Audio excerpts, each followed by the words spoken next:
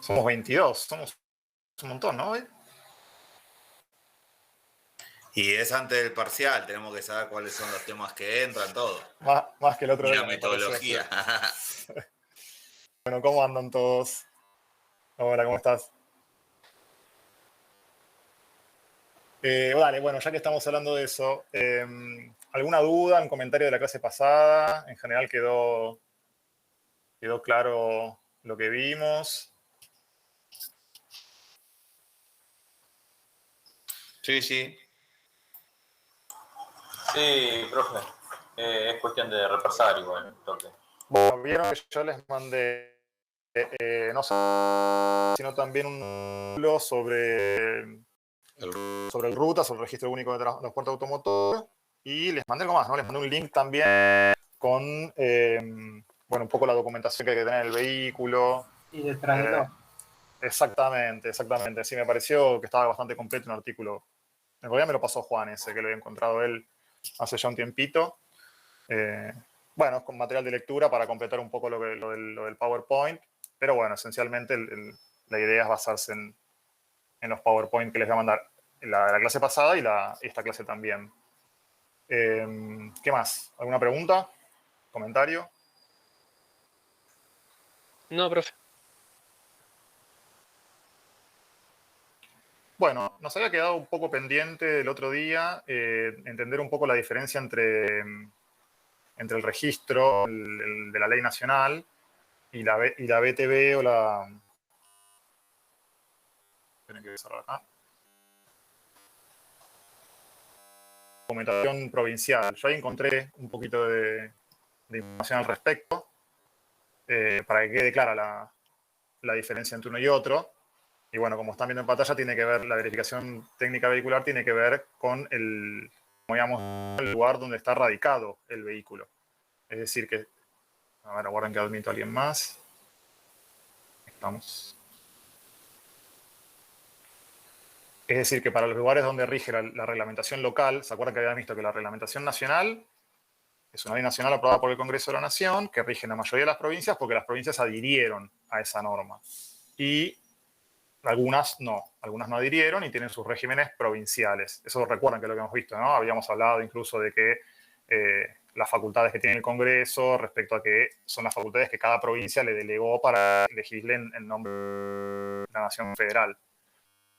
Bueno, en este caso, algunas provincias no adhieren, por lo menos por ahora podrían adherir en un futuro a la ley nacional, entonces en esas provincias rige la verificación técnica vehicular local y en el resto directamente rige la revisión técnica obligatoria reglamentada por el artículo 34 de la ley y por el decreto reglamentario a esa norma.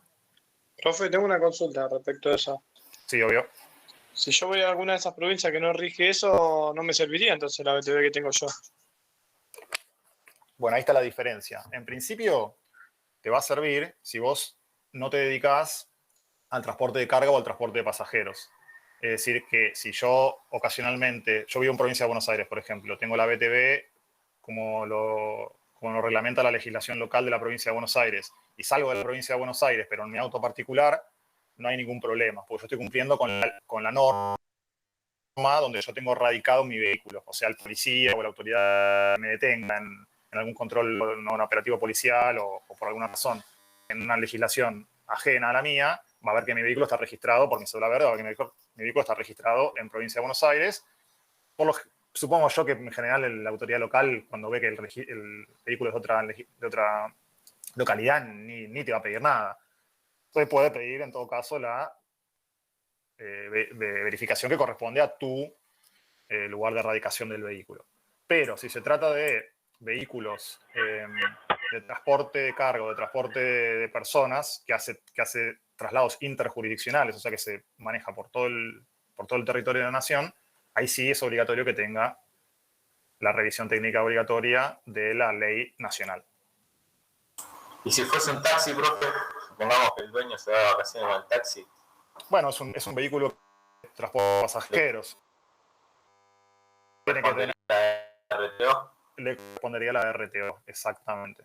Entonces está regulado, o sea, la ley no dice tanto, es un artículo de la ley que establece básicamente cuáles son los requisitos que tiene que tener el vehículo para poder circular. Y el decreto reglamentario tiene un anexo, que es lo que están viendo en pantalla, el artículo 39, o sea, el anexo 1 al artículo 39 del decreto 1716 del 2008, regula específicamente todo lo que tiene que ver con la RTO. Igual, profesor, igual es un poco de sentido común, ¿no? O sea, si mi auto funciona bien y está habilitado para circular en la provincia de Buenos Aires, no quiere decir que va a funcionar mal en otro lado porque no tengo No, tal cual. la Pero BTV del lugar. O sea, ahí es medio rebuscado porque lo usan como fin de recaudación. Sí, la ley nacional lo que establece es esa revisión obligatoria para específicamente, o sea, es para todos los vehículos, porque las están detalladas en el decreto y son L, M, E y O, creo, que incluye prácticamente todas las categorías. Pero por eso, distingamos de nuevo lo mismo. Si yo vivo en Chubut, no hay una legislación local que me establezca una verificación técnica vehicular como sí la provincia de Buenos Aires. Entonces ahí hago la RTO y me va a servir en todo el país. Si vivo en provincia de Buenos Aires, hago la BTV, que es la de la legislación local. Ahora, si yo vivo en la provincia de Buenos Aires, pero hago transporte de carga interjurisdiccional, voy a tener que tener la RTO. Excelente, gracias. Se comprendió, ¿no? Entonces, Sí, sí. bueno, sobre este punto y el artículo 40 de la Ley Nacional de Tránsito, que es el que establece todos los requisitos que tiene que tener el vehículo para circular, ténganlo en cuenta que eso probablemente haya alguna pregunta en el examen. Y si les parece bien, si está toda esa duda que nos había quedado pendiente de la vez pasada, arrancamos con lo que tiene que ver con la clase de hoy, que vamos a hacer un pantallazo general y particularmente nos vamos a detener sobre algunos instrumentos internacionales que hacen al transporte internacional. O sea, la legislación relativa al transporte internacional. ¿Les parece bien? Sí, sí. Bueno. Para comenzar y tratar de comprender un poco, orientarnos, ¿no? Ponernos un poco en contexto de qué es lo que estamos hablando y de qué vamos a hablar luego cuando veamos los instrumentos particulares, ¿no? Hay unos tratados de derecho internacional que se aplican al transporte terrestre, sobre todo, nos vamos a enfocar más que nada en eso, pero creo que corresponde hacer una mención general y tener un poco de idea de a qué nos referimos cuando nos referimos a derecho internacional. Hasta ahora lo que en clase con Juan se refirió específicamente a toda la legislación argentina, el derecho argentino. O sea, vieron la pirámide jurídica, vieron que es un derecho, vieron que es una garantía, vieron que es una obligación, vieron contratos, vieron legislación de derecho laboral, todo relativo al derecho interno argentino. O sea, cada país, por su soberanía. A ver, un segundo, ¿eh?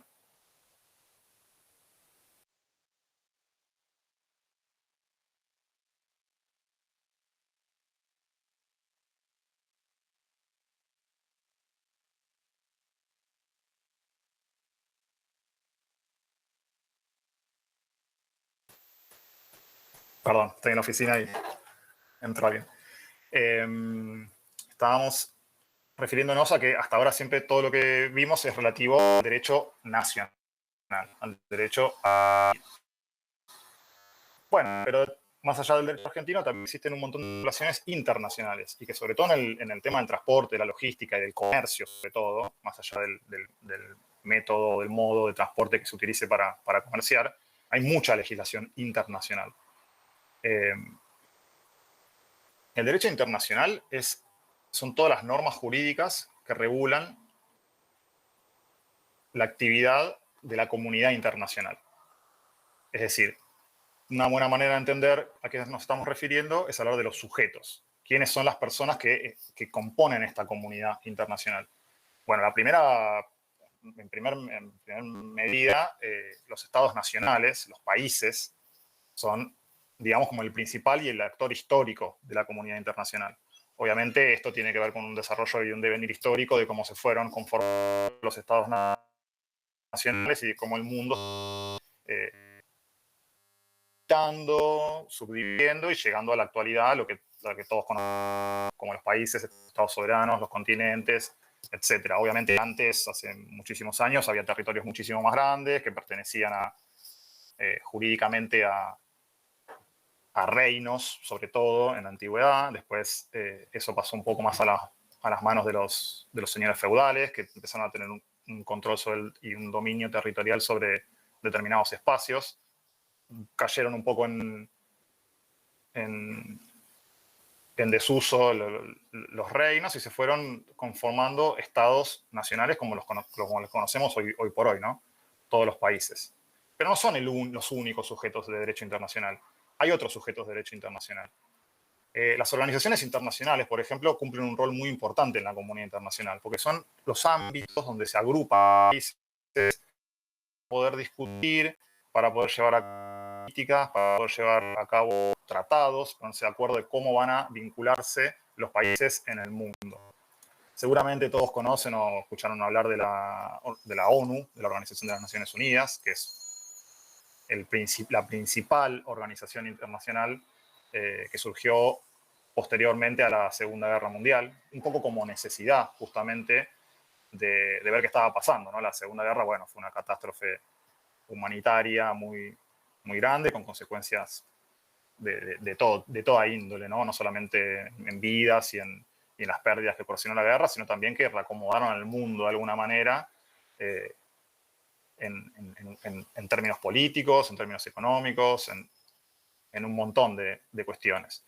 Del desastre que fue la guerra surgió de alguna manera la necesidad de los países de empezar a un ámbito donde negociar, donde hablar, donde conversar, plantear estrategias comunes, etcétera, para, bueno, evitar justamente llegar a momentos de tensión que deriven en un evento bélico como el que fue la Segunda Guerra Mundial, que también tuvo alcances justamente, ¿no? Como le dice el nombre, mundiales.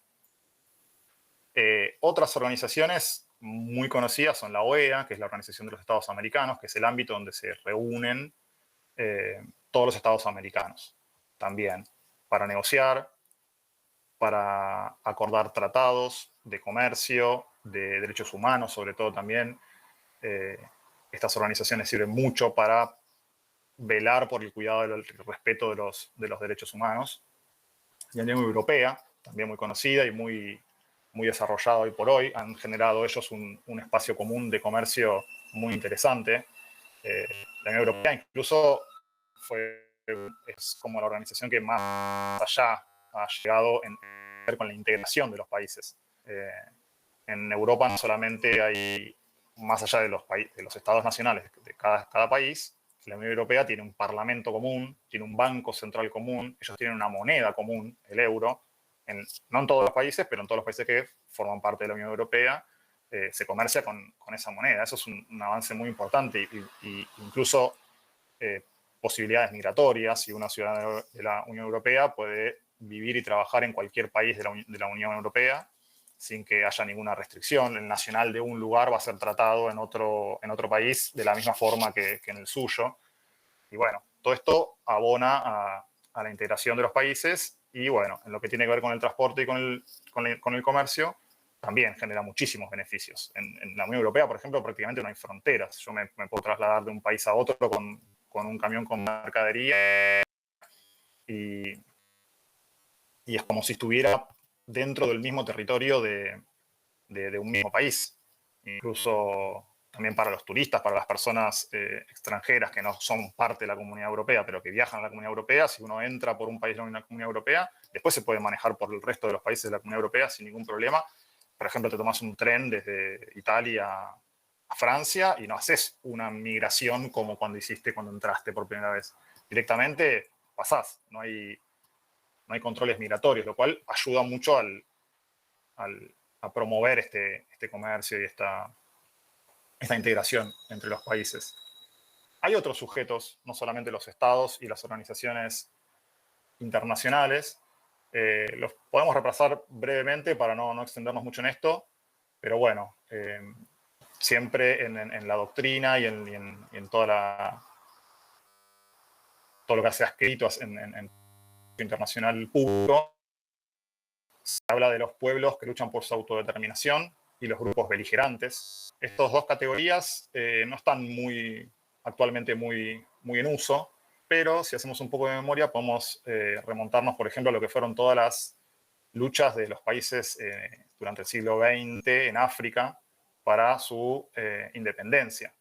Entonces, ¿qué pasaba? De pronto había un gobierno de un determinado país que estaba representado en la ONU, que tenía su espacio, pero que de pronto no tenía una legitimidad sobre todo el pueblo, sino que había otro grupo organizado en un sentido amplio, ¿no? Con mucha organización, con recursos económicos, con recursos bélicos, con recursos y injerencia y negociaciones con otros estados, etc. Entonces empezó a pensar que esos grupos deberían tener cierta representación en la comunidad internacional. El estado dentro del cual estaban no los representa. Bueno, un caso actual tiene mucho que ver con Palestina e Israel, que es un territorio en constante conflicto en ese sentido, y Palestina está reconocido como Estado por la ONU, pero la ONU pone siempre a votación acerca de si Palestina es un país o no, y hay muchos países que sí lo reconocen como un país y otros que no lo reconocen como un país. Entonces tiene un estatus un poco especial. Argentina lo reconoce particularmente a Palestina como un país. Los individuos también son sujetos de derecho internacional, sobre todo a partir, como habíamos dicho hace un ratito, de la creación de la ONU y de la Declaración Universal de los Derechos del Hombre. A ver, ahora un segundo que voy a admitir a alguien.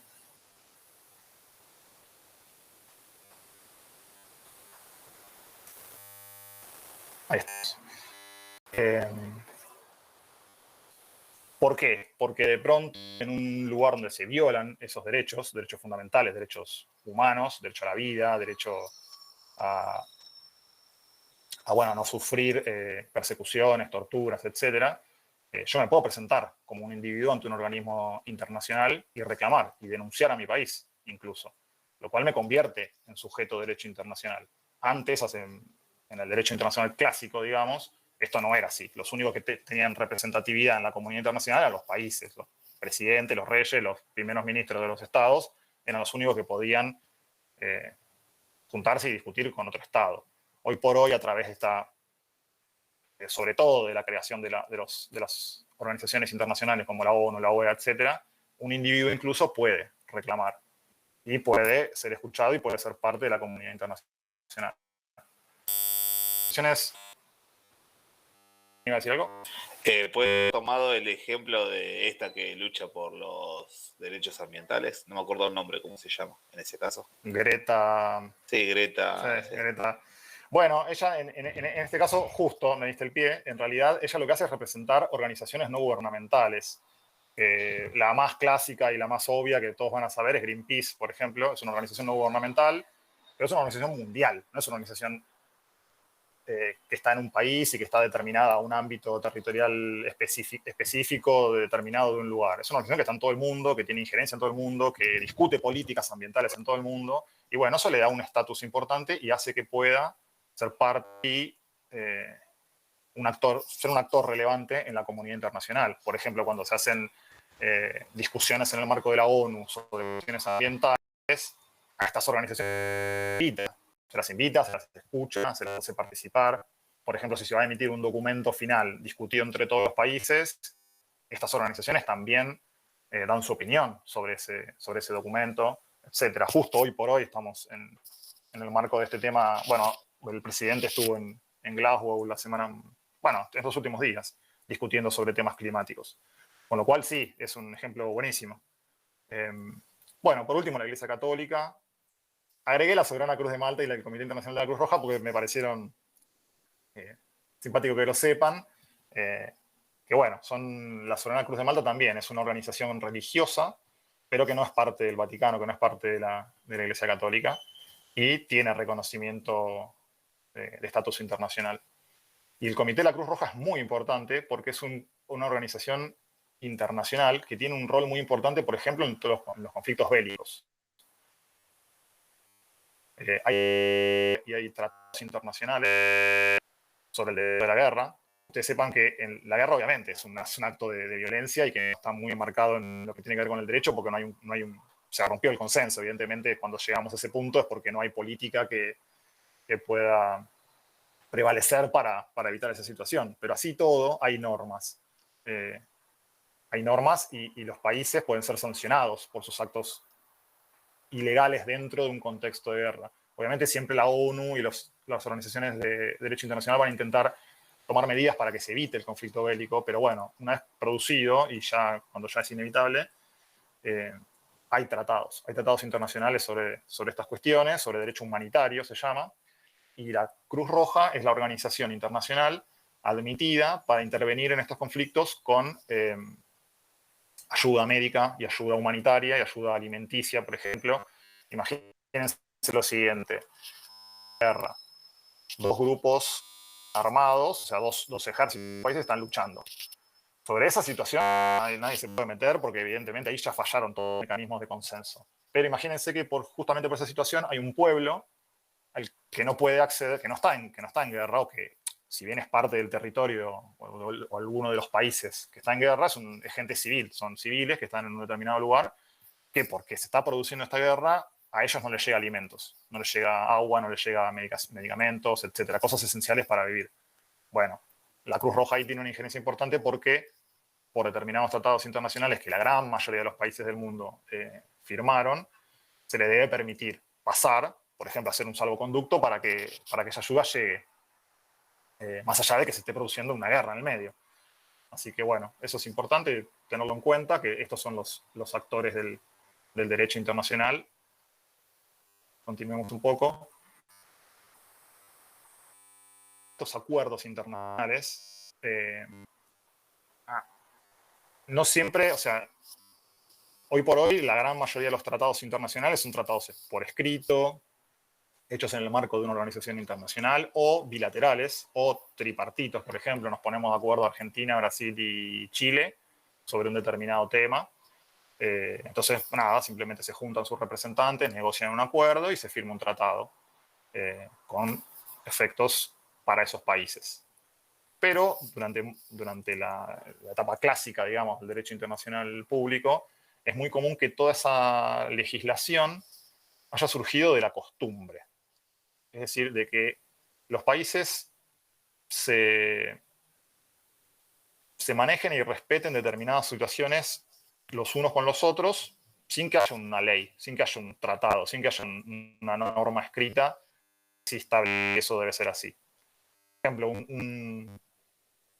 un hecho que derivó, y por hoy sí está legislado y sí es parte de tratados, pero que antes no era así, era la soberanía que tiene sobre el mar cada estado nacional, cada país. Y eso se fue dando a lo largo de mucho tiempo por la costumbre, por decir, bueno, un día un país dijo, yo esto lo reservo como para mí, otro país lo respetó, entonces se generó también una reciprocidad, porque si yo establezco que yo no quiero que nadie entre sobre ese territorio marítimo, entonces yo tampoco invado el de otro territorio, y así se genera esa costumbre internacional. Este es un ejemplo muy común, pero también hay en muchísimos otros ámbitos. Se puede dar en el comercio también, que la costumbre es lo que haya generado que después sea una norma. Obviamente la costumbre tiene dos elementos esenciales. Tiene que estar ejercida en la práctica. O sea, yo no puedo alegar que hay costumbre de una determinada situación si eso nunca pasa.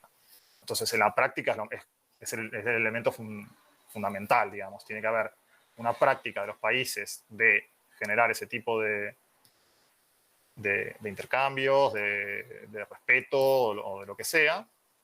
Y ahí otra palabrita en latín, la opinio iuris sive necessitatis, que es como el elemento psicológico, es decir, no solamente que lo ejercemos que generamos una costumbre de hacerlo, sino también que llegamos a un punto en el que las partes pensamos o entendemos que es hasta obligatorio. Entonces eso le da carácter de norma, por más que sea una norma tácita, que no esté escrita, que no esté formalizada. Si yo respeto al otro, el otro me respeta a mí, los dos lo hacemos todo el tiempo, y al mismo tiempo tenemos la creencia de que eso debe ser así porque llegamos a un deber, Bueno, eso genera la costumbre internacional. Es una fuente del derecho. Están los tratados, también muchas cosas se resuelven por la costumbre. Esto pasa en el derecho argentino también, pero es un poco más raro. ¿Por qué? Después de 200 años de ser un país y con una actividad legislativa y un congreso y normas y resoluciones y decretos y mucha actividad normativa, la gran mayoría de las situaciones o relacionamiento jurídico entre las empresas, entre las personas, entre el matrimonio, entre las sucesiones, entre los padres y los hijos, etcétera, ya tienen un marco regulatorio concreto, una ley o lo que sea, y la costumbre, ya queda poco reservado para la costumbre. Pero en el derecho internacional no, es bastante relevante. Hay muchas cosas que no están escritas y que se resuelven a través de este mecanismo. ¿Se entendió esto hasta acá? Sí, sí. ¿Hay algún que como para poder ampliar el concepto a algún paso de la realidad? Bueno, este que decía, por ejemplo, del respeto a la soberanía sobre el mar de los determinados países, ¿no? Hoy por hoy es de 200 millas marítimas y eso surgió de la costumbre. Es decir, sin que estuviera escrito, los países empezaron a respetar el uno del otro ese territorio y eso fue a tal punto así que incluso generó que la gente lo considere un deber. Digamos, yo no voy a... O incluso, si lo hago, sé que estoy rompiendo una regla. ¿Me explico? Ok, pero esa costumbre hoy por hoy en día, no está escrita, ya no es una norma escrita. Sí, hoy por hoy sí. Sí, hoy por O hoy sea sí. que no hay alguna... No sé, no se me ocurre nada que estemos cumpliendo por el solo de la costumbre sin que esté escrita, ¿no? Se me hacía difícil bajarlo a la cotidianidad. Cotidianeidad. Exacto. Sí, no se me ocurre un ejemplo porque, bueno, también, obviamente hay muchas circunstancias que ya están, que tuvieron su origen en eso y hoy por hoy ya están reguladas. Pero busco y les mando cuando les mande el material por el aula virtual, les agrego un ejemplo, porque de hecho lo tengo acá, tengo un libro de Derecho Internacional Privado que tiene ejemplos. Sobre todo lo que voy a encontrar seguramente son situaciones que llegaron a un punto de litigio. Así como hay organizaciones gubernamentales. Esos puntos de inflexión que genera, pues, vamos a decir, o un punto de quiebre o un punto de reflexión de, bueno, ¿y ahora qué hacemos con esto? Exacto. De hecho, así como hay organizaciones internacionales, también dentro del marco de esas organizaciones hay internacionales, hay como jueces internacionales, está la Corte Internacional de Justicia, la Corte Penal Internacional, etc. Y muchos de los ejemplos que seguramente alguno voy a encontrar para mandarles tengan que ver con eso, con algún caso que terminó en la justicia. Porque yo decía, che, esto para mí es una costumbre internacional, yo siempre hicimos así y ahora vos lo estás rompiendo. Y el otro diga, no, yo nunca me vi psicológicamente obligado por eso que vos decís que estábamos unidos. Bueno, entonces eso se resolvió en un tribunal internacional. ¿Puede ser la papelera de Entre Ríos como ejemplo o no? ¿Cómo? Escuché algo de Río. Las papeleras que están en Entre Ríos, del lado de Uruguay, digamos que hubo. Bueno, eso es un tema muy interesante. Ahí hay un tratado del Río. O sea, nosotros entre Argentina y Uruguay tenemos un tratado bilateral sobre todo lo que se puede hacer y no se puede hacer en los ríos. De hecho, ese actualmente llegó a la Corte, que es una Corte internacional. Uruguay ganó. Es decir, que nosotros pretendimos que ellos no tenían derecho a instalar ese tipo de industria a la vera del río porque lo consideramos contaminante. Sin embargo, la justicia entendió que no se estaba violando el tratado porque Uruguay garantizó y probó, de alguna manera, que esa actividad no era tan contaminante como nosotros opinábamos, sino que estaba ejercida bajo estrictas normas de ambientalismo y no contaminaba. Evidentemente... Un post-tratado, digamos, no es que algo que se había hablado de palabra.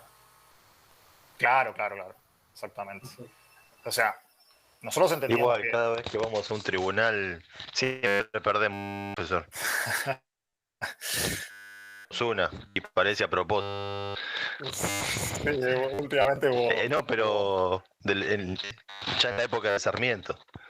también. Bueno, eso ha habido también algunos triunfos, pero bueno, son las normas son las normas justamente de esto que estamos viendo. La comunidad internacional está organizada de esta manera y hay reglas. Y bueno, entonces cuando una regla se rompe o alguien quiere denunciar a otro, tenemos estos ámbitos como la Corte Internacional de Justicia, como la Corte Penal Internacional, que es, bueno, sobre temas penales, obviamente. También hay arbitrajes.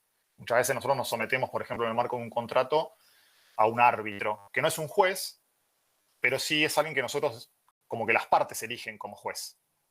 Es un juez que existe de antes, pero nosotros decimos, si nosotros llegamos a tener un problema en el marco de este contrato, vamos a ir a un arbitraje internacional. Y va a haber un árbitro, que es una persona con la idoneidad suficiente sobre el tema, etcétera, para poder resolverlo, que opine acerca de si teníamos, de quién tenía razón, de si tenía razón una o otra. Y sobre lo que el juez, árbitro, perdón, diga, que se llama laudo en vez de sentencia, estamos obligados a cumplirlo.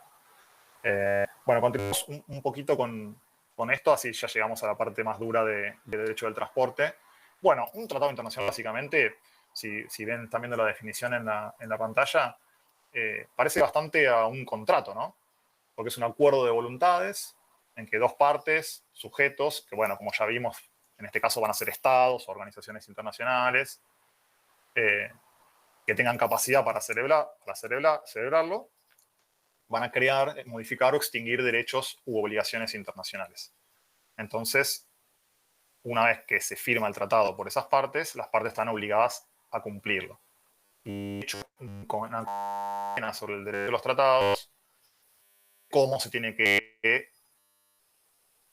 llevar adelante ese tratado. Digamos, quién va a ser la persona facultada por cada parte para firmarlo, si alguna parte quiere hacer una reserva, cómo tiene que ser expresada esa reserva. Una reserva es, por ejemplo, nosotros nos vamos a poner de acuerdo en un tratado internacional multilateral, ¿no? Que va a haber muchas partes, toda América, por ejemplo. Y Argentina quiere ser parte, pero dice, bueno, yo quiero ser parte de todo el tratado, pero de este artículo en particular no. Entonces, lo que puede hacer es generar una reserva a ese tratado, firmarlo, ratificarlo, que ese tratado se ejecute y tenga fuerza de ley para Argentina en todo, menos en lo que uno reservó. Hay un ejemplo, por ejemplo, en el tema de la Convención sobre los Derechos del Niño. Argentina suscribió esa convención, está de acuerdo con todo lo que tiene que ver con esa convención, pero esa convención tiene un artículo, un apartado sobre la adopción internacional. Es decir, cuando por ejemplo, un argentino puede adoptar a un niño de otro estado, a un niño de Cuba, de Haití, de Chile, etc.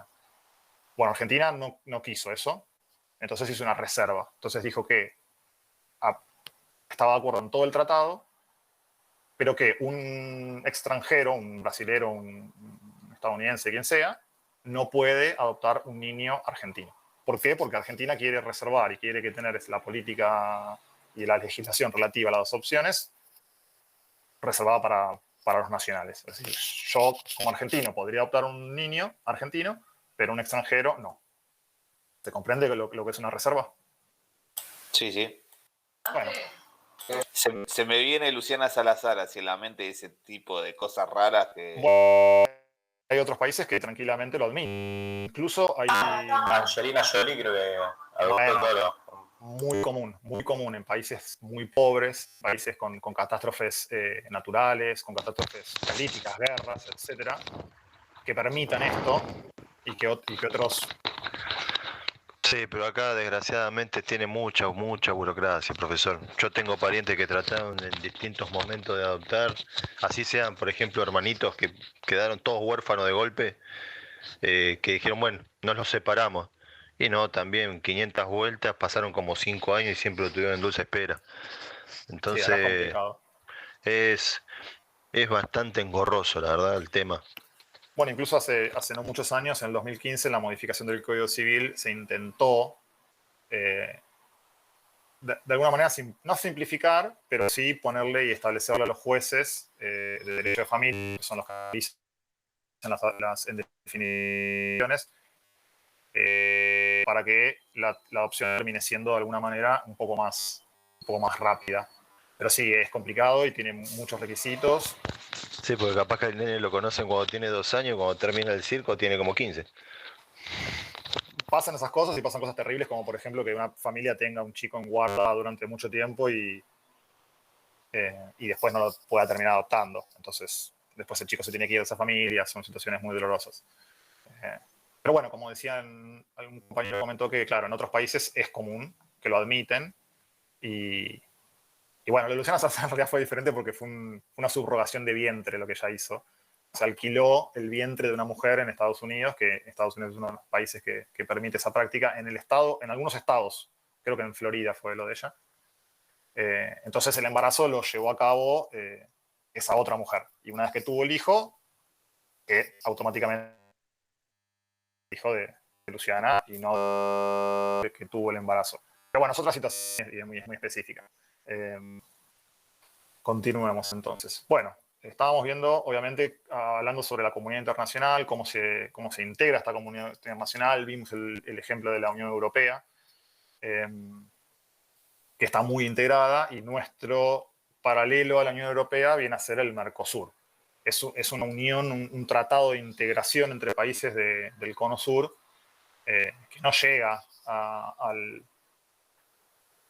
lo avanzado que está en la Unión Europea, por ejemplo, con una moneda común, con una migración abierta, con una ciudadanía incluso común, porque los ciudadanos europeos son ciudadanos europeos y más allá de sus países de residencia pueden ejercer sus profesiones, etcétera, en toda la comunidad. En nuestro caso no llegamos a eso. Simplemente nos agrupamos y tomamos ciertas decisiones a cómo comerciar. O sea, el Sur es un tratado de comercio, básicamente. Originalmente lo componían Argentina, Brasil, Paraguay y Uruguay, y más acá en el tiempo se incorporaron Venezuela y Bolivia. Y después hay muchos países que son adherentes, o sea, no son parte plena del tratado, pero sí participan. Entonces, algunas cuestiones sobre las que ellos tienen interés en participar se adhieren y pueden ser parte. Entonces, determinadas políticas comunes que nosotros... Esto, sobre todo, tiene mucho que ver con tema aduanero y con temas justamente de transporte de carga y migratorio, pero en el sentido de no migratorio de personas, sino de justamente cómo impacta toda esta cuestión del comercio y del transporte en la inmigración temporaria de la gente que lo realiza, etcétera. Eso lo vamos a ver en un ratito. Bueno, seguramente todos escucharon hablar alguna vez del Mercosur. Orden. Que perdí el mouse. No, ahí está. Precisamente, los objetivos tienen que ver con la libre circulación de bienes y servicios y factores productivos entre los países, justamente para eliminar barreras aduaneras y restricciones arancelarias de uno u otro, ¿no? No necesariamente eliminarlas, porque no llegamos al punto de que un bien hecho en Argentina que quiera exportar a Brasil no pague tasas arancelarias, pero sí paga tasas arancelarias especiales. O sea, si un producto argentino va a Brasil, la tasa aduanera que va a pagar ese producto va a ser menor que la que pagaría un producto estadounidense, un producto chino, un producto de la Unión Europea, por ejemplo. Y una de las características principales de cualquier tratado es la reciprocidad. Lo habíamos dicho hace un ratito. Entonces, si un brasilero quiera entrar a Argentina, la tasa tiene que ser igual a la que me cobra Brasil a mí, justamente para generar una unificación y que los productos brasileños tengan determinados beneficios en el mercado argentino y los productos argentinos tengan determinados beneficios en el mercado brasileño. Esto, como decía, no llega al punto de la integración que tiene la Comunidad Europea, pero bueno, se han dado algunos pasos y sobre todo en esta automotriz se dieron pasos bastante importantes justamente para complementar las políticas y lo que tiene que ver justamente con la generación de empleo, de industria y de divisas, ¿no? También que genera el comercio internacional en cuanto a exportar e importar. Y nos hemos puesto de acuerdo, por ejemplo, en temas automotrices, por ejemplo, que si ellos van a fabricar un determinado modelo o un determinado tipo de vehículo, nosotros fabriquemos otro, entonces nos complementemos de exportan a otro tercer país vehículos no estemos compitiendo. O incluso complementariedad en cuanto a un mismo vehículo que va a tener partes hechas. O sea que si yo necesito partes para completar el proceso de producción de un vehículo en Argentina, primero se los compre a Brasil esas partes, antes de comprárselas a un tercer estado. Bueno, como ya he dicho, en un arancel común externo, es decir, a nuestros bienes, los que estamos dentro del Mercosur, nos cobramos un determinado arancel aduanero. Y a los bienes de otros países, de terceros países, les cobramos el mismo arancel. Tanto Argentina como Brasil, como Uruguay, como los países miembros, nos ponemos de acuerdo en eso. Bueno, esto que coordinar políticas macroeconómicas y sectoriales justamente tiene que ver con lo que hablaba de la industria automotriz, eso bien específico, una política macroeconómica y sectorial, porque está específicamente al tema de la cuestión automotriz. Y el compromiso de armonizar sus legislaciones para hacerlas más integradas posibles, digamos. Que no haya requisitos en un país demasiado severos, por ejemplo, y en otro no. Porque eso fomentaría que una inversión determinada se oriente al país con menos requisitos, ¿no? Esto de todas maneras, bueno, como les digo, no está desarrolladísimo, pero bueno, es la intención. La intención de tener el mercado común del sur justamente tiene que ver con lograr ese tipo de circunstancias. Y en lo que tiene que ver específicamente con el transporte internacional, hay un acuerdo sobre transporte internacional terrestre, que es el ATIT, se llama así por sus siglas. Es bastante viejo, del año 90. Está suscrito por Argentina, Bolivia, Brasil, Paraguay, Perú, Uruguay. O sea, vean que cuando dijimos quiénes son los miembros plenos del Mercosur, algunos de los que están acá no están allá. O sea que son países como Perú que se adhiere a este tratado porque le conviene, justamente quiere negociar y comerciar con el resto de los países en el marco de un entendimiento y de un acuerdo mutuo. Esto se refiere al transporte por terrestre, no aplica al transporte aerocomercial ni al transporte marítimo. Vamos a destacar algunos artículos. El tratado es largo, tiene como 40 y pico de artículos, pero bueno, yo acá en el PowerPoint les anoto cuáles son los más destacados, los más interesantes, y después cuando les pase la información para la clase, les voy a pasar el tratado completo. Omitan, si quieren leerlo todo, bienvenido sea, pero bueno, lo que más vamos a hacer hincapié en estas cuestiones particulares. El artículo primero empieza por determinar cuál es el ámbito de aplicación del tratado.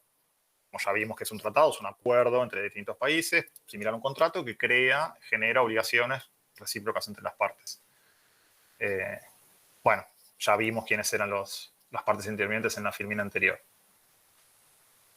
La empresarización de la prestación del servicio de transporte significa algo muy importante para el derecho del transporte y para el transporte en general. Y es justamente que quienes van a poder realizar este tipo de actividades son empresas. Se comprende, ¿no? Digamos, como justamente tiende a que cada país desarrolle una industria propia de empresas de transporte y logística internacional. Las empresas obviamente tienen que estar legalmente constituidas en cada uno de sus países, como cada uno de sus países lo requiere. En Argentina, para constituir una empresa, por ejemplo, en el ámbito de la capital federal, me tengo que inscribir en la IGJ, que es la Inspección General de Justicia, y registrar una sociedad comercial, la que yo quiero, una sociedad anónima, una SRL, etcétera, y para eso tengo una cantidad determinada de requisitos que cumplir, ¿no? Obviamente. Y bueno, cada país será como será, pero lo importante es justamente esto, que le da un estatus y le da una importancia a la industria del transporte fundamental. El artículo 5 tiene que ver con la reciprocidad, eso lo veíamos hace un ratito. Todo lo que yo le pida a un transportista nacional, en mi legislación, tiene que ser lo que le pide un transportista extranjero. Viceversa.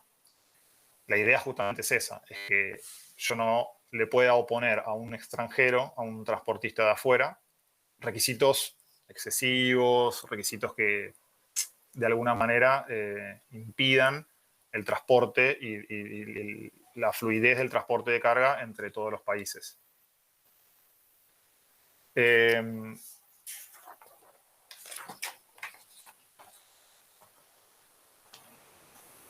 El artículo 9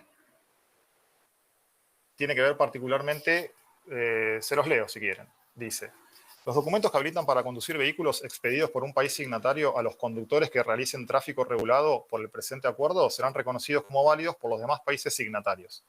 Esta documentación no se podrá retener en caso de infracción de tránsito, salvo que al conllevar estas infracciones otra sanción distinta a la pecuniaria requiera necesariamente entrega a la autoridad competente. Un poco con lo que decimos antes. Si yo para conducir un camión de carga necesito determinados requisitos en Argentina, cuando paso a Brasil porque estoy haciendo un transporte de carga internacional, no puede haber un requisito más. No tengo que yo ir a sacar un registro internacional de conductor en Brasil, en Bolivia, en Chile. Con el que tengo en mi país tiene que servir, y viceversa. Si viene un transportista de otro lado, yo le tengo que dar por aprobado su documentación. Profe, ¿y cómo valida que la documentación del otro es válida? Que no es falsa. Bueno, justamente, lo que hacemos es ponernos de acuerdo en el marco de este mismo tratado en cuáles van a ser los requisitos que hay que pedirle a cualquiera, o sea, ya sea en cualquier país, cuáles son los requisitos que uno necesita para tener el carnet habilitante. Y de hecho van a ver cuando les pase el tratado, que tiene unos anexos que ahora están viendo acá, que me refiero al anexo 1, al anexo 2, etcétera, donde justamente está detallado. O sea, el carnet habilitante como transportista internacional que tengo en Argentina va a ser igual al que tiene Brasil o al que tiene Perú. Justamente por eso es el mismo en todos los lugares. Entonces, a ver, si es falso, está cometiendo un delito el que lo falsifica. Supongo que debe tener alguna, eso yo la verdad que no lo sé con precisión, supongo que debe tener alguna manera, un código, alguna manera para... Claro, pero yo voy a eso. Vos acá en Argentina ponen los datos, tiran los datos y automáticamente salta si el registro es falso o no. Y vos de afuera, no podés comprobar de esa manera. No, para esas migraciones, Lucas. Deberías poder comprobarlo, claro. Vos deberías poder comprobar el registro con requisitos si es tan válido como el tuyo acá. Sí, es otro tema, obviamente. Yo también puedo falsificar mi registro de conducir. Puedo hacer un registro de conducir falso y andar por ahí, y si hasta que alguien se dé cuenta, voy a andar. Pero bueno, estoy cometiendo un delito. ¿Me explicó? Sí, sí. Sí. Bueno, otro de los aspectos salientes de este tratado tiene que ver con estos anexos que están incorporados al final, y justamente establecen una serie de cuestiones que facilitan el transporte de carga internacional. Por ejemplo, si yo voy a trasladar mercadería de Argentina a Perú atravesando Bolivia, la idea es que yo haga un control aduanero de carga, digamos, en Argentina, donde verifico todo lo que estoy cargando, hago un comprobante de sacar, hago los seguros correspondientes a la carga que corresponda, etcétera. Me pongo de acuerdo en el contrato de transporte entre el vendedor, el comprador o el transportista si es un tercero, y justamente esa carga va a quedar intacta hasta llegar a su destino final. ¿Me explicó? Para eso va a estar precintada y va a tener una determinada...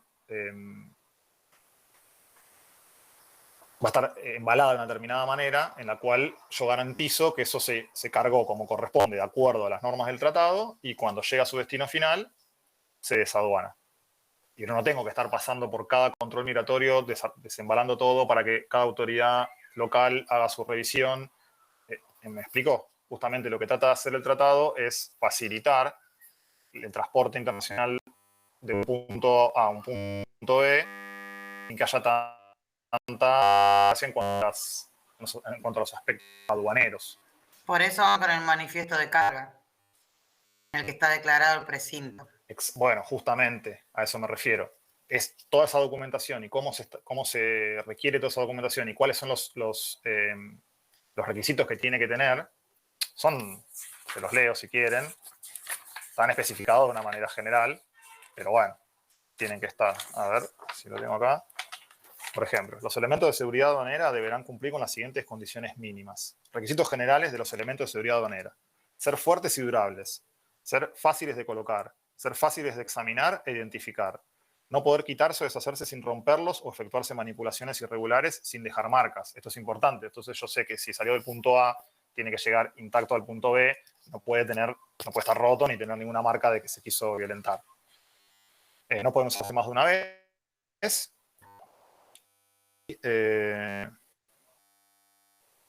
Bueno, y eso.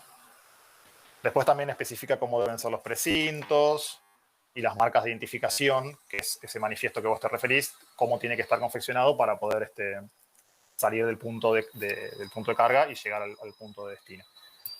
Esto justamente es lo que hablábamos, tiende a facilitar el transporte de carga interjurisdiccional, porque si yo tengo que, cada frontera que tengo que atravesar, tengo que hacer una migración, desaduanar, pagar los aranceles aduaneros, etcétera, se vuelve algo mucho más engorroso y mucho más difícil comerciar con terceros países. Lo mismo, por ejemplo, con los aspectos migratorios. Existe una libreta de tripulante terrestre que lo que hace es identificar al transportista, al chofer, a la persona que maneja el vehículo, para que esa persona, cuando entra a un determinado territorio, no hacer la migración común que hace una persona que va, por ejemplo, de vacaciones o que va a vivir a otro país. ¿Se comprende?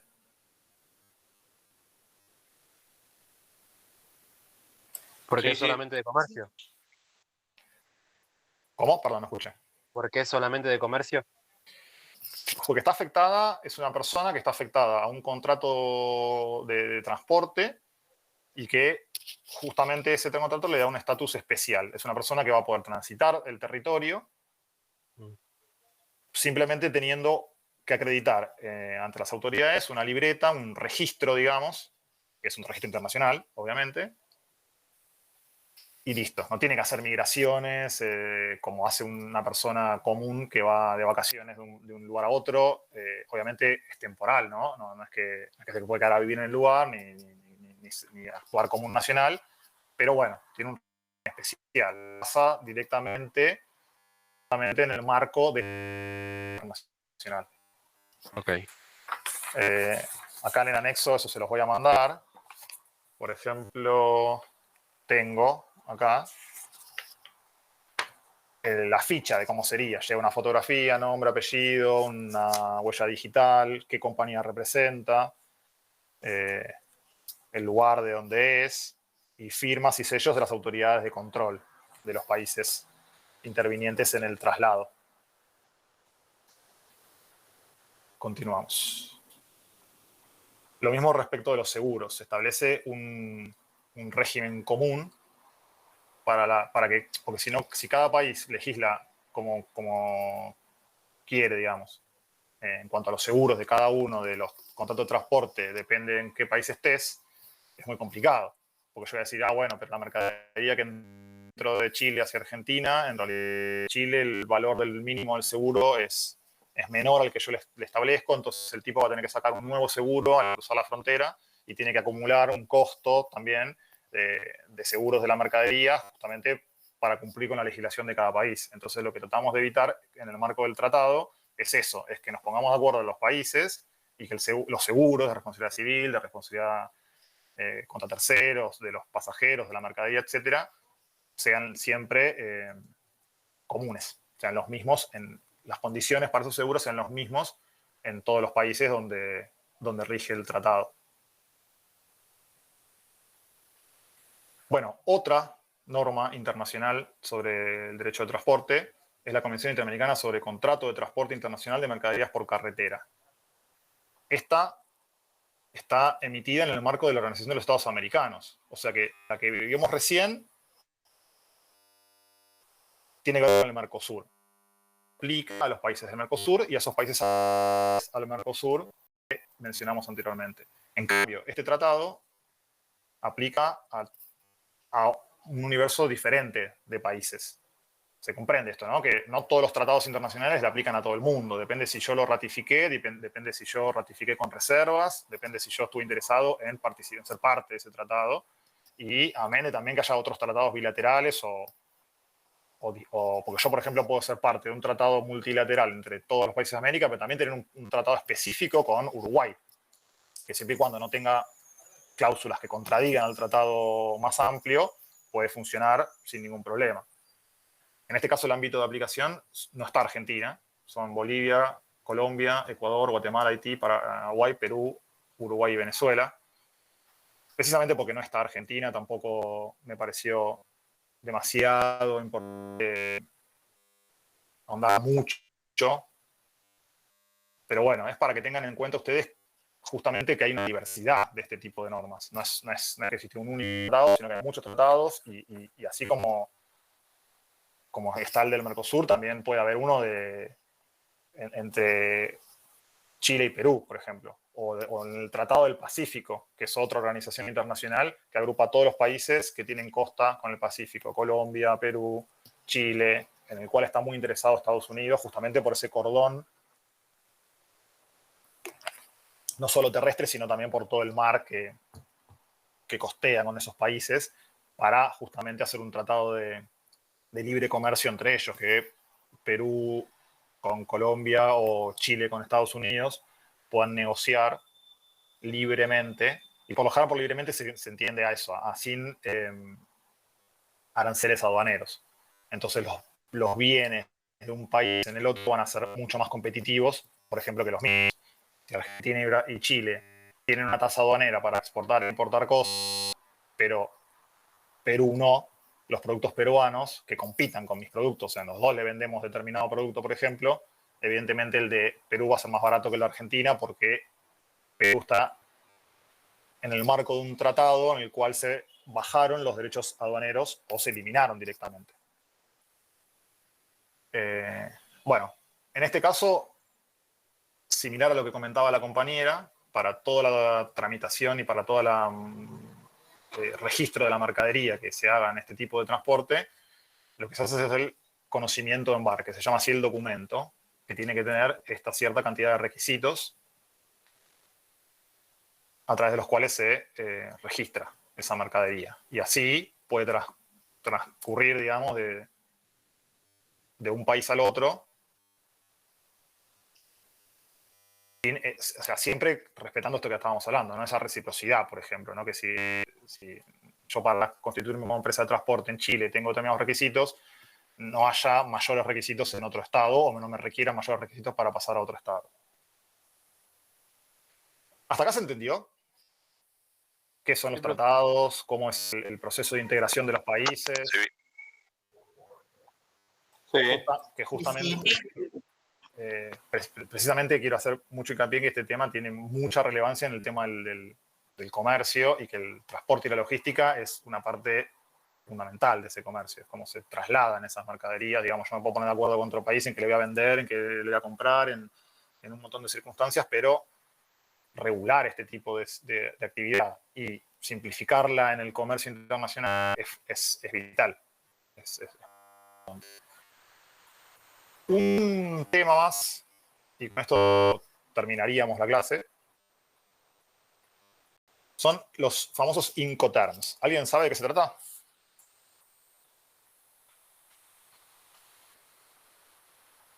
No. Buenísimo, no hay problema, lo vemos. Hola. Sí. Hola. ¿No tiene que ver algo de la compra-venta internacional? Sí, tiene algo que ver, es específicamente sobre ese tema. Son los tratados de empresa a empresa. De comercio. Tal cual. Son situaciones Los justamente... contratos de responsabilidad de acuerdo a en qué tramo se encuentre también la mercadería, y de acuerdo a la responsabilidad, también de acuerdo al contrato que se haya firmado. A ver, aguarden un segundito, ¿eh?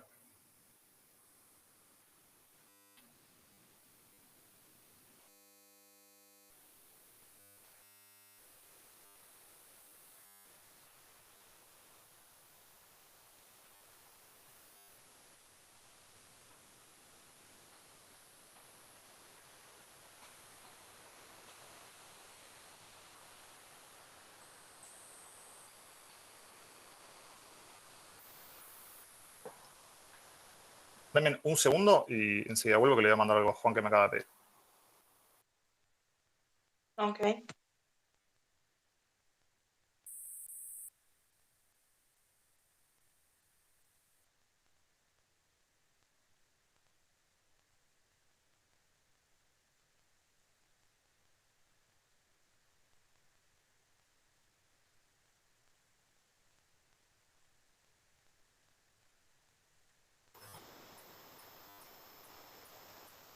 Bueno, precisamente.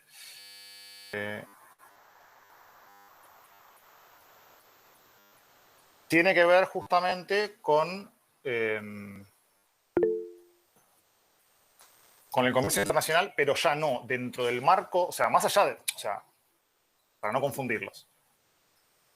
Yo en el marco de un tratado internacional, como estábamos viendo los ATIDs o el tratado de la OEA, eso genera una cantidad de beneficios para las partes.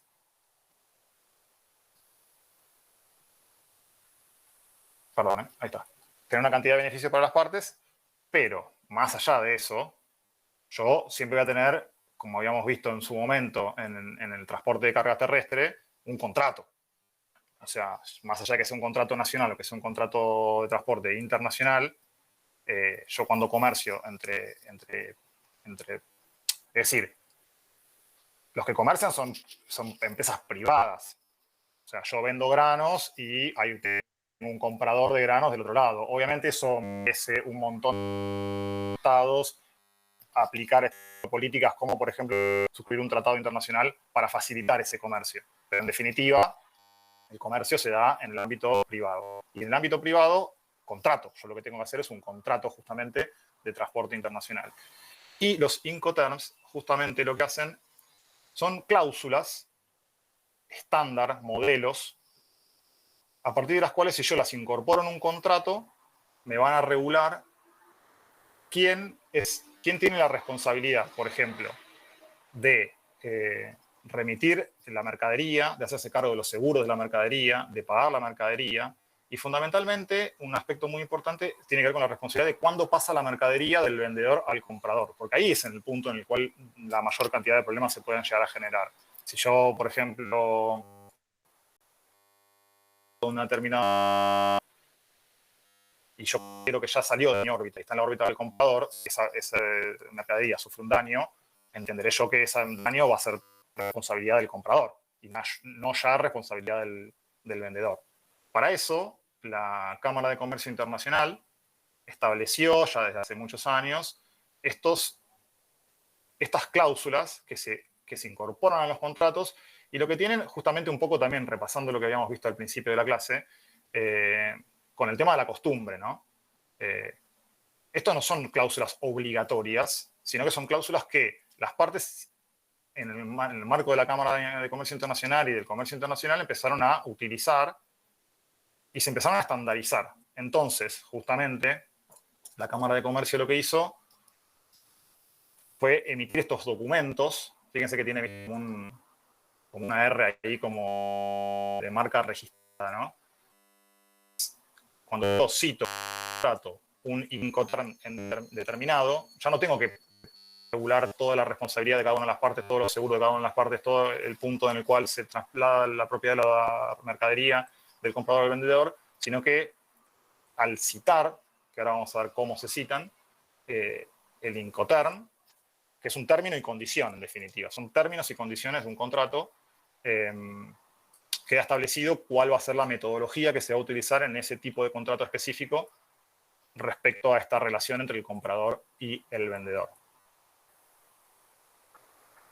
Bueno, acá hay un poco bajado a un lenguaje más técnico lo que les acabo de mencionar, ¿verdad? Son una serie de reglas o cláusulas que añadidas a un contrato de transporte internacional establecen cómo se repartirán los costos económicos y las responsabilidades de las caso de que se produzca un daño en la mercadería transportada. La idea es que esas cláusulas se estandaricen y sean siempre las mismas para todos los contratos de comercio internacional.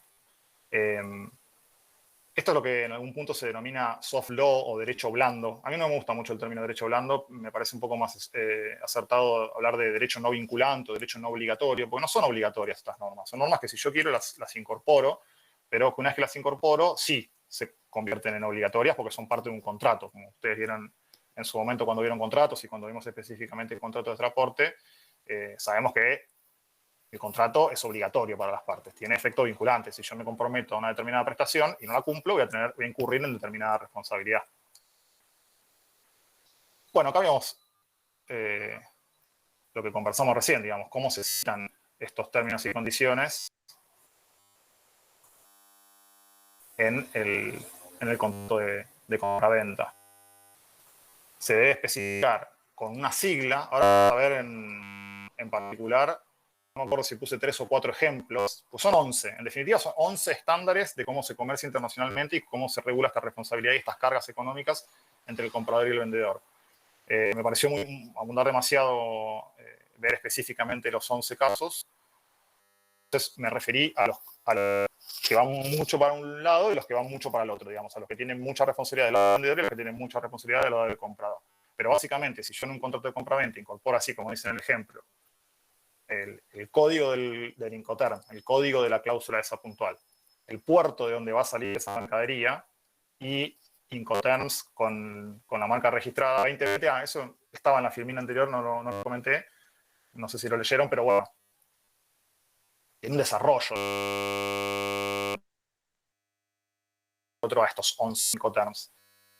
Se fueron desarrollando tiempo, arrancaron en 1930, hace muchísimos años, y se fueron actualizando. Justamente, ¿viste? Como les comenté recién, esto de soft law.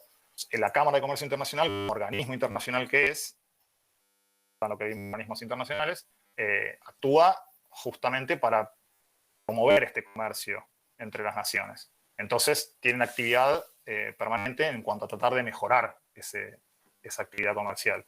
Y evidentemente le pareció una buena metodología hacer estos estándares e ir actualizándolos, e ir viéndolos. Incluso hoy por hoy, muchos de los estándares, así como se citan con una sigla, también tienen como una variación. Está el estándar clásico más el estándar con una pequeña variación que modifica un poco el contrato entre las partes. Si les parece bien, ¿se entiende hasta acá? Vamos a ver unos ejemplos, a ver si se entienden. Sí, sí. Sí, perfecto.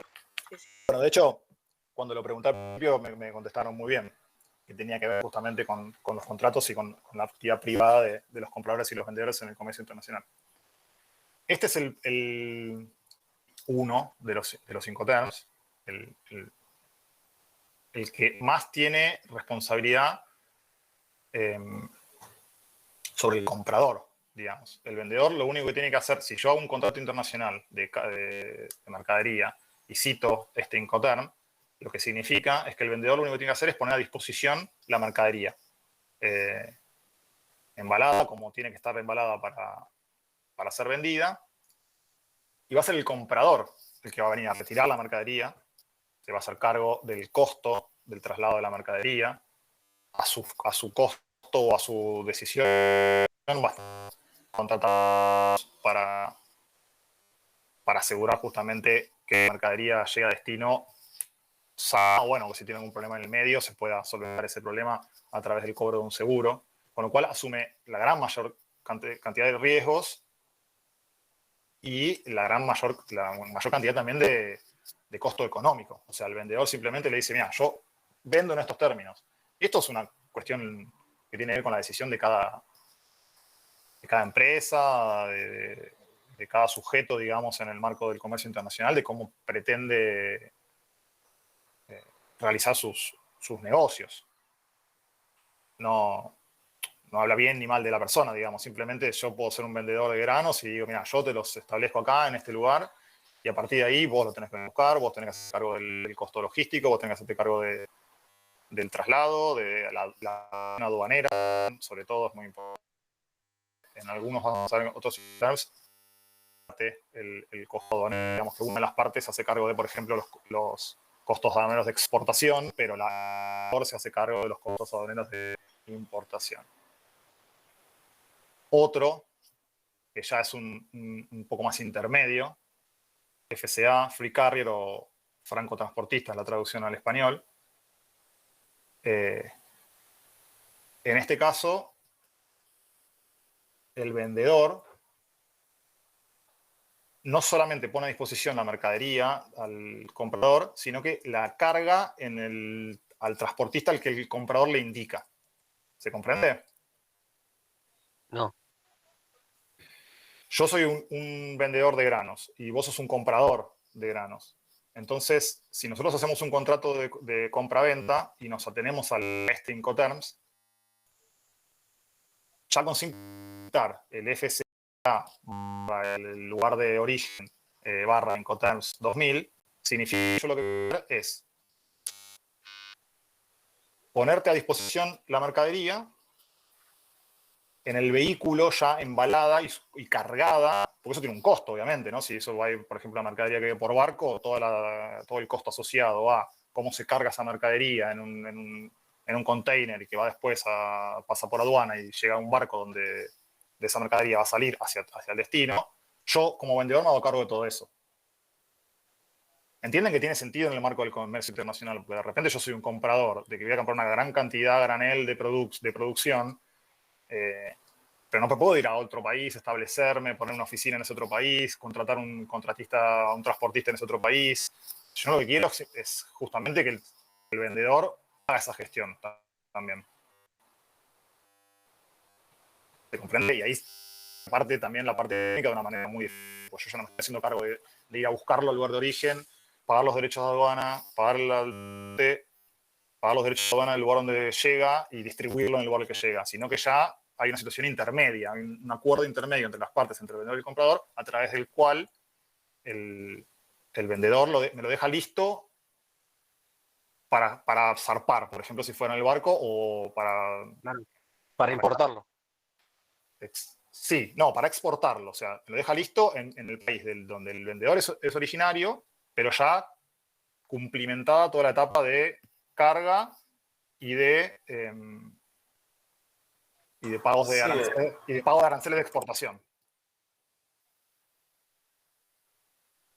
Está bien, pero yo como comprador lo estoy importando. O sea, él me lo deja listo para importar. El otro tenía que ir a buscar para entrar. Claro, para pagar todo el traslado desde la exportación a importación y importarlo. Exactamente. Okay. Sí, ese profesor es el que, en la empresa que trabajo es el que usa. Mira. En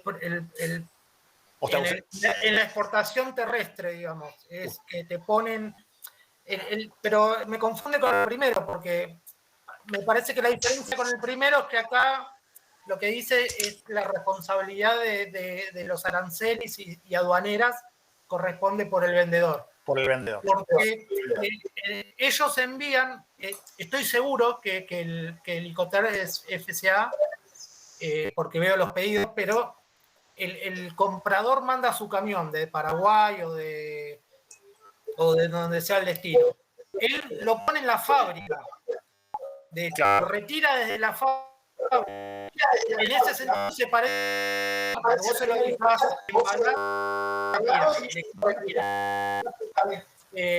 pero la responsabilidad de aduanas, porque de hecho hay una aduana en La Plata, claro, corre por cuenta del vendedor. Evidentemente el comprador manda el transporte, pero el vendedor lo carga y se hace cargo de los derechos de aduana de esa venta. Exacto, porque incluso está la aduana en la fábrica. Bueno, eso es muy común también para justamente en el marco de este comercio, simplifica muchísimo todo lo que tiene que ver con los trámites.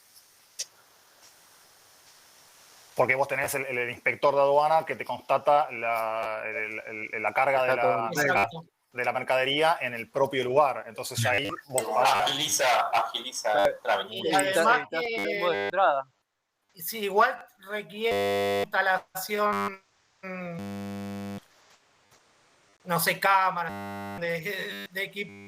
Sin eso no podrías implementar la Me imagino que lo que hace el vendedor es tener un convenio con las autoridades aduaneras para que la aduana establezca una oficina en ese punto específico. Exactamente. Es así. Como un depósito fiscal, digamos. Exacto, seguramente debe también incluso tener un costo permanente para el vendedor, pero bueno, Sí, exactamente. evidentemente en todo el intercambio comercial que va a realizar, cree que le conviene y asume ese costo para ganar justamente clientes y compradores. Pero una vez que se despacha el camión, que ya tiene todos los papeles hechos, y eso salió a la calle a una cuadra y ya es responsabilidad del comprador. Bueno, eso es precisamente el punto más relevante de este tipo de regulaciones. Determinar cuál es el momento en el cual pasa la propiedad de la mercadería de comprador a vendedor para establecer qué responsabilidades va a tener cada uno. Si, por ejemplo, ahí el comprador no contrató un seguro y la mercadería va a ser culpa del comprador. No le va a poder reclamar al vendedor, o no aseguraste la mercadería o hacerte cargo de daño. No, porque justamente convinimos que el vendedor iba a hacerse cargo del traslado hasta ese punto. Profe. Sí. Hola a todos. ¿Me permitís una interrupción? Juan. ¿Cómo andas? Sí, obvio. Soy yo. No te reconocí. Chicos, les pido a todos, por favor, un minuto. Los que no tengan problema de internet, que conecten la cámara. Quiero hacer un parate chiquitito en este punto, ya que Fernando tuvo la amabilidad, y recordarles algunas cosas. Dos ideas diferenciadas. La primera es, ¿quién de acá manejó alguna vez un lavarropa? ¿O lo vio? ¿Lavarropa, dijo? ¿Lavarropa? ¿Paleta o automático? ¿Qué quiere lavar? El que sea. Listo. La primera es esto. Ustedes tienen un lavarropa y hay un botón, o una manija, o un cosito que se da vuelta, donde si aprieto eso, el lavarropa carga la mitad del agua. Si aprieto el de al lado, carga toda el agua.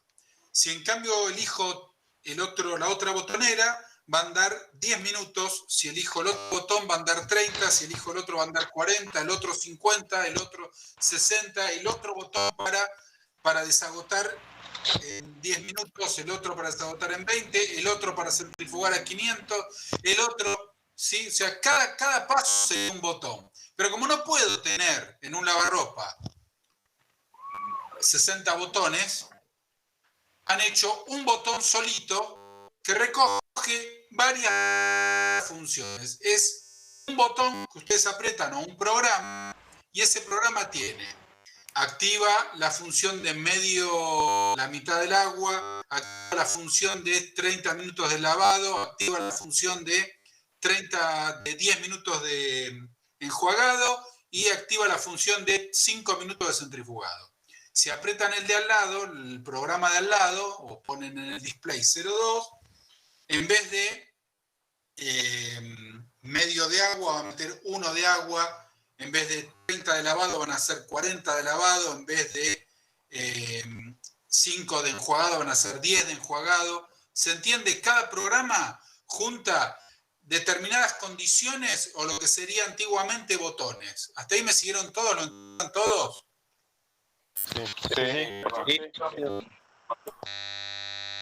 Si yo aprieto el 1, va a lavar media hora, va a enjuagar 10 minutos, va a centrifugar 5 minutos. Si yo aprieto el botón 2, el doble. Vamos a quedarnos con esos dos botones. Si aprieto el azul, pasa lo primero. Si aprieto el rojo, pasa lo segundo. Mi lavarropa tiene solo 2 botones. Ahora bien, ¿yo puedo apretar el primero y pretender que el lavarropa funcione el doble? No, porque hubieron 2 ingenieros, 2 abogados, que se pusieron para decir, el botón azul hace esto, el botón rojo hace esto. Y te mando un manual del usuario a los vendedores de lavarropa y a los compradores de lavarropa, donde vos lees, vamos de vuelta, tengo ahora un lavarropa con solo 2 funciones, 2 programas. El lavado corto, media hora, 20 y 5, o el lavado largo, 1 hora, 40 y 10. Entonces, a partir de ahora, el corto se llama LC y el lavado largo se llama LL. ¿Hasta ahí me siguieron? Sí. Listo. Como encima el que lo hace está en China y yo acá. Es bastante difícil la traducción, pero en la medida en que durante mucho tiempo LC es lavado corto, ya está. Todos sabemos que LC es lavado corto y no tenemos que ponernos a fijarnos si va a durar. Para todos los fabricantes, LC significa que va a lavar 30 minutos, enjuagar 20 y centrifugar 5. Y el otro, para todos los fabricantes del mundo y para todos los compradores del mundo, significa que va a lavar 1 hora, va a enjuagar 40 minutos y va a centrifugar 10 minutos.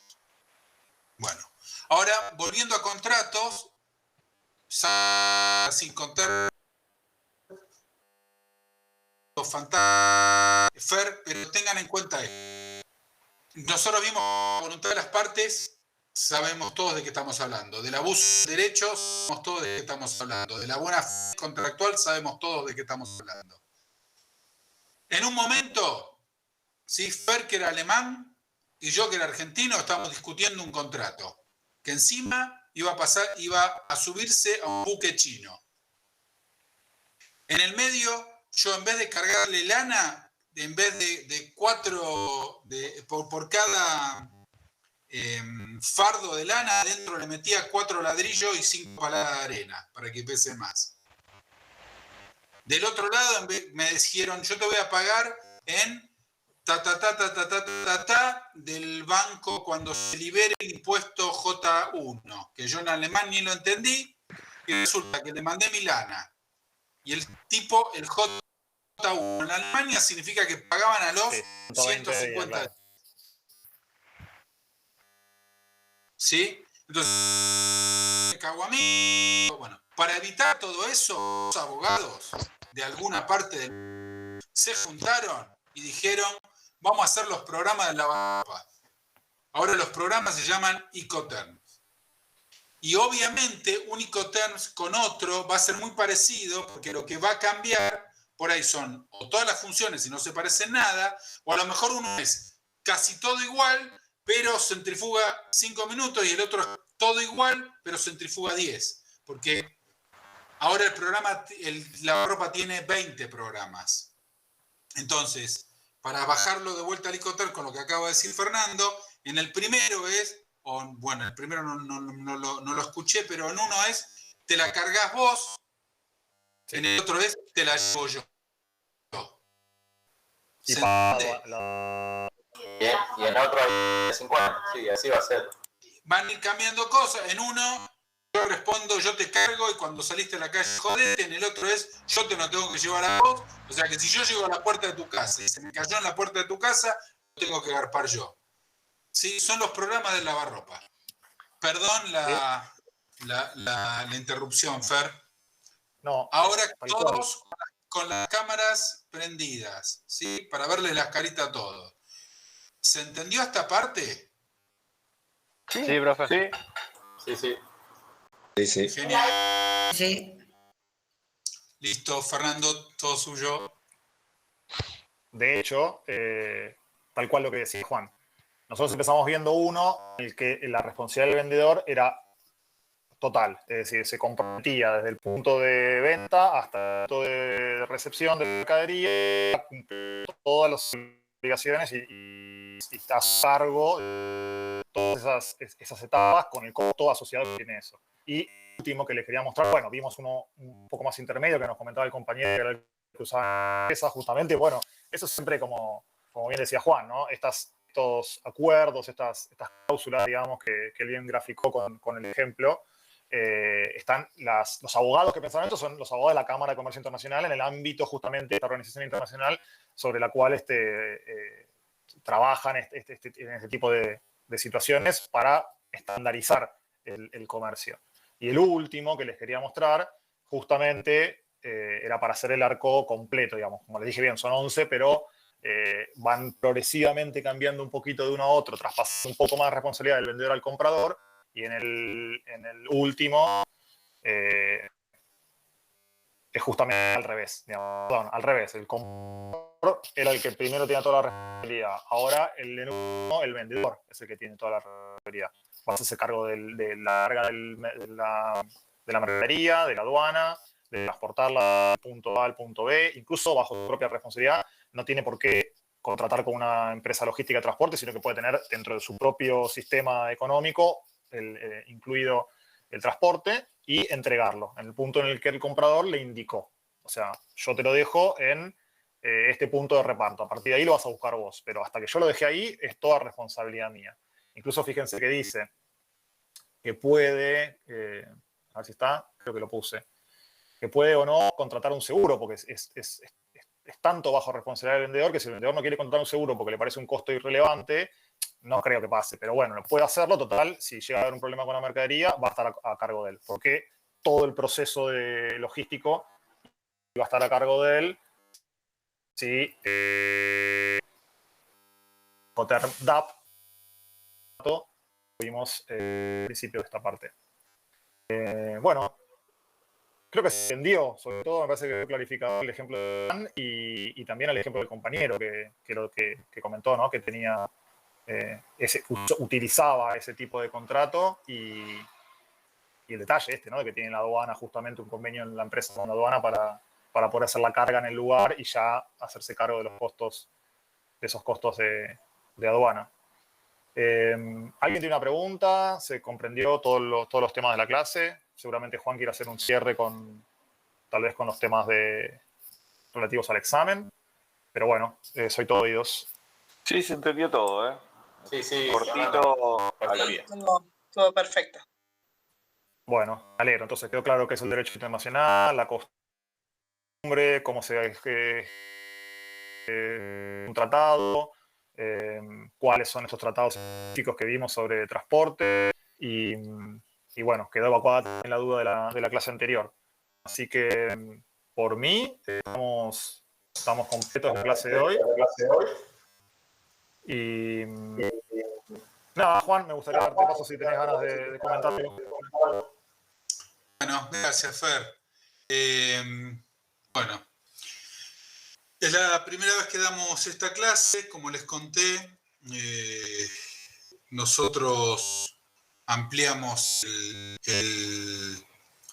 la universidad nos dio contenidos mínimos a los cuales llegamos arañando porque algunos contenidos mínimos son muy complejos. Nosotros decidimos ampliar más en lo que era la base de todo esto. Si ustedes entienden el espíritu, entendíamos que eso les va a dar herramientas para tener el criterio de aún un tema en particular, decir, esto medio no me suena porque si esto está y esto está la otra y esto está la otra, entonces si está el abuso de derecho, está el tema de la buena fe, y si está esto y si está esto no me suena, podrían ir a buscar alguna duda que tuvieran más específico. Ese fue el espíritu de la materia. En la última clase les vamos a dar algunos temas complementarios que obviamente van a ser de mucha más complejidad que lo que venimos viendo hasta ahora, o más que complejidad, temas más específicos, que obviamente, como van a ser después de los parciales, no entran en ningún lado. Así que bueno, esperemos que hasta acá, que es la materia, les haya gustado. De que alguien mueva la cabeza diciendo sigo para el tema de los exámenes parciales que van a dar la próxima clase. La próxima clase es el examen. Para la otra, los que no hayan aprobado, que no interrumpen la clase, pero si no, arrancaremos primero con aquellos que no hayan podido rendir, que no hayan aprobado el examen escrito, y ahí les tomaremos algún pequeño oral. Si fuese un tema oral, va a ser de la misma manera que fue el primer oral. O sea, será en equipo los que no han aprobado, más alguno que tenga 2 o 3 que tengan ganas de sumarse en la charla, como para que se arme ese debate. El examen de la semana que viene va a ser un examen escrito que nos pondremos a armar con Fer. Hace las cosas mejor que yo, ya tiene algunas preguntas armadas, voy para atrás. pero son cuestiones de estilo. ¿Y qué más? Y no, bueno, para la presentación, yo puse una presentación, sí, qué mal. Ahí los veo todos. Y bueno, la idea es hacer un examen tipo multiple choice, algunos verdaderos y falsos, algunos contestar, elegir entre 3 o 4 variables, pero va a ser hecho muy a conciencia. Cuando lean algo, no lo lean en el sentido de que me están haciendo una trampa, no tenemos ese espíritu. Hacer preguntas bien en los multiple choice, las opciones van a ser actuales, como para que no dudas, ni una coma, ni un agregando sí, un no, es bastante lineal y sencillo. Pero al espíritu de la ley. Al espíritu de la ley, con así que... Si te pregunta sobre el Nicotel, ¿puedo poner que son de la roja o como respuesta? Pueden ponerlo como no, si yo pongo que son así contar, no va a haber una pregunta así. Y son dos botones. Un botón azul y un botón rojo. Son los primeros 3 que son más importantes. Exactamente. Ahí nos veo inmediatamente en la semana que viene. El 6 y el E, dice corto largo. Y para los que nunca ven lavarropa, las pilas, está el tema de la igualdad de género y se empiezan a hacer cargo de lavar la ropa en la casa, que no es apretar 2 botones. Yo tengo la tabla. Ya veo que ya está pantalones en su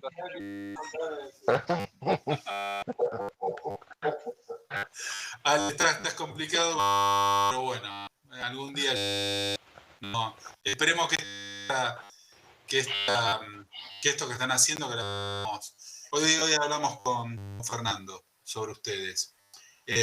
A mí cuando me pasó la cátedra Leila, me habló muy bien de ustedes. Y vamos a hablar con Fernando de este grupo, ¿no? De qué significa a esta hora de la noche, después de haber laburado todo el día, algunos desde el lado, estar restando a sus hijos, a sus familias.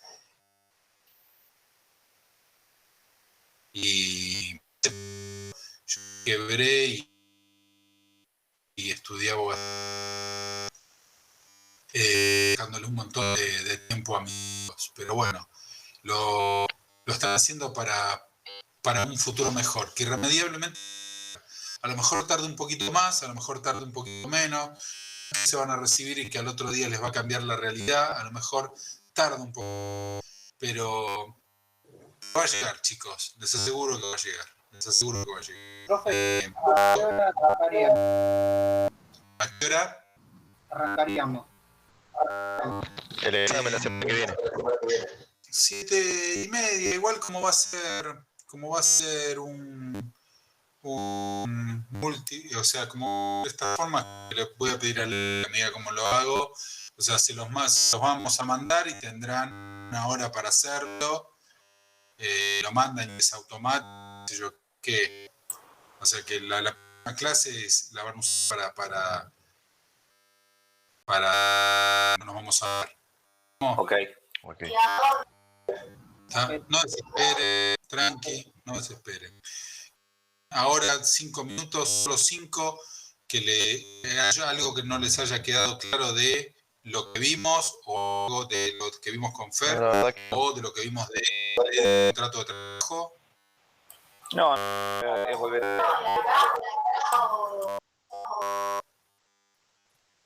No te escuché. Una de las chicas habló, no la escuché.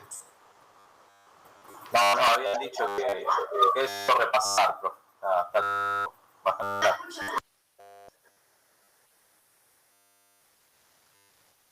Bueno. Por mi parte les voy a mandar, como hoy, el PowerPoint y esas normas también. Y presten atención más que nada al PowerPoint para el tema del examen. Va más que nada por... Ok. Ok, muchas Lo gracias. mismo con ley de contrato de trabajo. O sea, las preguntas van a salir de esos esquemitas que están en los material que les envié. ¿No? Es lo central, no se va a ir mucho más allá. Chicos. Okay. Paso la consulta, porque no entendí si lo aclaró o no. ¿Nos tenemos que ir a la clase como para dar presente y después hacemos el examen o ya nos llega directamente el link para resolverlo? Directamente el link. Ok, gracias. Okay. Y nos estamos viendo. Esta clase no, la próxima. Si en el medio alguien tiene cualquier tipo de consulta, ¿sí? Nos manda un mail y al toque hablamos por teléfono, resolvemos por teléfono. ¿Ah? Bueno. No, gracias, chicos. Mañana estudiaré. Gracias, profes. No, gracias. Hasta luego. Profe, Escucho. Sí, alguien habló. la evaluación solamente va a durar 1 hora. Si me puedo con un poco más tarde. Por eso. Mira, yo voy a mandar, vamos a ver si no es que va a durar 1 hora, van a tener 1 hora para hacerlo, pero que esa hora sea desde que vos podés acceder al examen. O sea, no realmente a la hora de la clase, la podés a las 10 de la noche, a las 11, ¿cómo lo programamos para así? Para que lo puedas hacer en cualquier momento y tengas 1 hora para responderlo. Claro, el miércoles que viene yo tengo en el trabajo estoy hasta las 7:30 más o menos, por eso. Si lo podemos poner, incluso se puede hacer, pero después lo vamos. Buenísimo, buenísimo. De Muchas nada. gracias. Saludos. Ahora sí. Chau, chicos. Buena semana. Bye, bye.